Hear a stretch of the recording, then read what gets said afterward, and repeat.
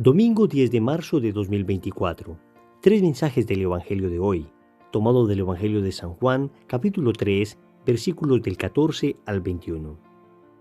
En aquel tiempo dijo Jesús a Nicodemo: lo mismo que Moisés elevó la serpiente en el desierto, así tiene que ser elevado el Hijo del Hombre para que todo el que crea en él tenga vida eterna. Porque tanto amó Dios al mundo que entregó a su Hijo unigénito, para que todo el que cree en él no perezca, sino que tenga vida eterna. Porque Dios no envió a su Hijo al mundo para juzgar al mundo, sino para que el mundo se salve por él. El que cree en él no será juzgado. El que no cree en él ya está juzgado, porque no ha creído en el nombre del unigénito de Dios. Este es el juicio, que la luz vino al mundo y los hombres prefirieron las tinieblas a la luz, porque sus obras eran malas. Pues todo el que obra el mal detesta la luz, y no se acerca a la luz para no verse acusado por sus obras. En cambio, el que obra la verdad se acerca a la luz para que se vea que sus obras están hechas según Dios. Palabra del Señor, gloria a ti, Señor Jesús.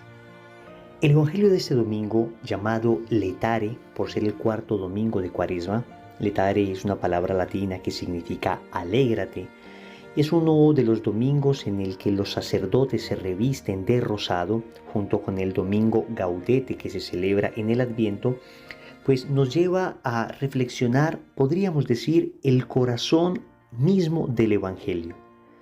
Hoy San Juan nos presenta la esencia misma de la buena noticia, que Dios nos amó tanto que envió a su Hijo único para salvarnos. Y nos salvamos ¿cómo? Creyendo en Él y haciendo las obras que Él nos pide que hagamos. Vamos a reflexionar entonces tres bellos mensajes de este Evangelio. Primero, no tienes idea de cuánto te ama Dios. Segundo, ¿crees en el Hijo del Hombre? Tercero, ¿prefieres la luz o las tinieblas? Vamos con el primer punto. No tienes idea de cuánto te ama Dios. El Señor está en una conversación con Nicodemo, y sabemos que Nicodemo es un fariseo, miembro del Sanedrín, que en la noche, en la oscuridad de la noche, tal vez para no ser visto, pero también porque se encontraba su alma en oscuridad al no conocer todavía la revelación definitiva de Cristo, va y visita a Jesús y comienza un diálogo con él. Pues en medio de este diálogo es en el que se pronuncia esa bellísima frase que, repito, podríamos considerar el corazón mismo del Evangelio. Tanto amó Dios al mundo que envió a su Hijo único para que todo el que crea en Él no perezca, sino que tenga vida eterna. Tal vez no hemos reflexionado lo suficiente la dimensión de estas palabras. Y repito, no tenemos idea de cuánto nos ha amado Dios. Después de estudiar muchísimo este pasaje, después de ver muchas exégesis, reflexionarlo bastante, yo creía conocer algo ya de lo que significaba este pasaje, ¿no? Creía entender más o menos el sentido profundo del mismo. Sin embargo, quiero revelarles que para mí el nacimiento de mi hijo Pablo significó una profunda comprensión, como una iluminación especial de este pasaje. Porque cuando nació mi primer hijo Pablo y le tenía en mis brazos, experimenté tal amor hacia él que en ese momento tuve como una especie de intuición sobrenatural que Dios me puso en el corazón. Y era más o menos esto: si yo amo tanto a este bebé que tengo en mis manos y apenas estoy conociendo, pues cuánto amará el Padre a su divino Hijo. Y después pensaba, tal vez uno sea capaz de entregar su vida por una causa noble. Tal vez uno sea capaz de entregar su vida con la gracia de Dios, por la fe, o de entregar su vida por la justicia. Pero la vida de mi hijo jamás la entregaría. Entrego mi vida, sí, pero a mi hijo jamás. Es que de alguna manera un hijo es más importante que la propia vida. Pues lo que el Padre nos entregó, lo que el Padre te entregó a ti para salvarte, lo que el Padre te dio para que no te condenaras eternamente, fue la vida de su propio Hijo. Por eso no tienes idea de cuánto te ama. No le bastó con crearte, No le bastó con darte la salud, no le bastó con darte la familia, no le bastó con darte las condiciones económicas en que vives, sino que te entregó lo más preciado que tiene, te entregó a su propio Hijo. Y entendámoslo de esta manera. Por el pecado de nuestros primeros padres se nos había cerrado el cielo definitivamente. No teníamos acceso a Dios. De alguna manera todos éramos unos proscritos por el pecado, merecíamos el infierno eterno y Dios no quería que nos condenáramos porque nos creó para la salvación. Entonces nos envió a su Hijo para que Él, muriendo en la cruz, rasgara definitivamente ese velo que nos separaba de Dios. Y ahora la manera de recibir esa salvación la revela el Evangelio. Debemos creer en el Hijo del Hombre, creer en el Hijo unigénito del Padre, creer en Jesús y hacer sus obras. Es decir, la manera de apropiarnos de esa salvación que Dios nos dio en la cruz, la manera de vaciar esa sangre de Cristo sobre nosotros para que nos limpie, es primero ser bautizado, pero vivir como bautizado.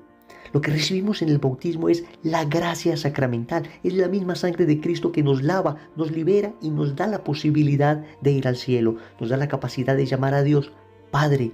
Qué regalo tan maravilloso tenemos y qué desgracia que en tantas ocasiones por el pecado perdamos ese don maravilloso de la gracia, como que pisoteamos la sangre de Cristo, como que no nos importa el sacrificio que el Padre Celestial hizo para salvarnos y le decimos, mira, aunque derramaste lágrimas viendo morir a tu Hijo en la cruz, a mí no me importa eso, prefiero seguir lejos de ti, prefiero seguir en el pecado.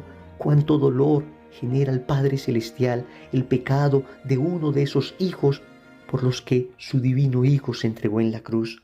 Por eso este es tiempo de conversión, es tiempo de aceptar ese amor de Dios, es tiempo de dejarnos abrazar, es tiempo de dejar definitivamente ese pecado que nos tiene esclavos, ese pecado que sigue pisoteando la sangre de Cristo y decirle al Padre, gracias por la muerte de tu Hijo, gracias porque por ella puedo acercarme a ti y gracias porque a partir de hoy voy a dejar definitivamente esta vida de pecado.